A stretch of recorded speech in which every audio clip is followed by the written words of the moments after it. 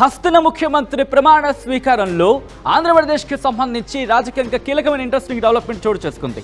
అవును, మరి ముఖ్యంగా ఢిల్లీ ముఖ్యమంత్రి రేఖా గుప్తా ప్రమాణ స్వీకారంలో ప్రధాని మోదీ అలాగే ఆంధ్రప్రదేశ్ డిప్యూటీ ముఖ్యమంత్రి పవన్ కళ్యాణ్ మధ్య ఆసక్తికర సంభాషణ జరిగింది.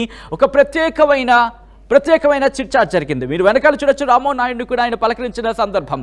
సో ఈ నేపథ్యంలో ఆ విజువల్ బిగినింగ్ నుంచి మీరు చూస్తే కనుక అందరిని కూడా ఆయన నమస్కరించుకుంటూ వెళ్ళిపోతూ ఉంటారు. అలా నమస్కరించుకుంటూ అందరికీ నమస్కరించుకుంటూ ఇటు వివిధ రాష్ట్రాలకు చెందిన ముఖ్యమంత్రులు హాజరయ్యారు. వివిధ రాష్ట్రాలకు చెందిన కీలకమైన నేతలు, ఢిల్లీకి సంబంధించి స్పీకర్గా ప్రమాణ స్వీకారం చేస్తున్న విజేంద్ర గుప్తాకి సంబంధించి కూడా విజువల్లో మీరు చూడొచ్చు. దాంతోపాటు కేంద్ర మంత్రులు కూడా దాంట్లో కనిపిస్తారు. కానీ అక్కడ ఎవరికి సంబంధించి అలా నమస్కారం పెట్టుకుంటూ వెళ్ళిపోతారు. కానీ అదిగో అలా అందరినీ నమస్కారం పెట్టుకుంటూ వెళ్ళిపోతారు. కానీ ఆంధ్రప్రదేశ్ డిప్యూటీ ముఖ్యమంత్రి పవన్ కళ్యాణ్ దగ్గరికి వచ్చిన మాత్రం షేక్ హ్యాండ్ ఇచ్చుకొని నమస్కరించుకొని కాసేపు ఆయన మాట్లాడిన సందర్భం, ఇద్దరి గురించి ఇలా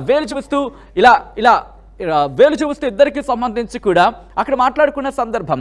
ఆ తర్వాత మళ్ళీ అదిగో షేక్ హ్యాండ్ ఇచ్చిన సందర్భం, షేక్ హ్యాండ్ ఇచ్చి ఎడం చేత్తో ఆయన ఇలా అన్నారు, మాట్లాడుకుంటున్న సందర్భం. ఆ తర్వాత మళ్ళీ రామ్మోహన్ నాయుడికి నమస్కారం పెట్టారు. ఆ తర్వాత మీరు అదిగో వేలు చూపిస్తూ ఎక్కడికో వెళతారా మీరు అనే అర్థం వచ్చేలా ఈ అంశానికి సంబంధించి సరదాగా చిట్చాట్ అయితే మాత్రం జరిగింది. ఆ తర్వాత మీరు చూస్తే కనుక మిగతా రాష్ట్రాలకు సంబంధించిన ప్రతినిధులు కూడా అక్కడ ఉన్నారు, ముఖ్యమంత్రులు ఉన్నారు.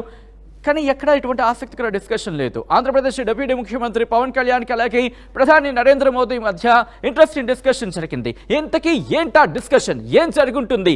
As a వ్యూవర్గా మీకేమనిపిస్తోంది? మరి ముఖ్యంగా పవన్ కళ్యాణ్ అలాగే మోదీ ఈ రిలేషన్కి సంబంధించి మాట్లాడుకుంటున్న పరిస్థితి.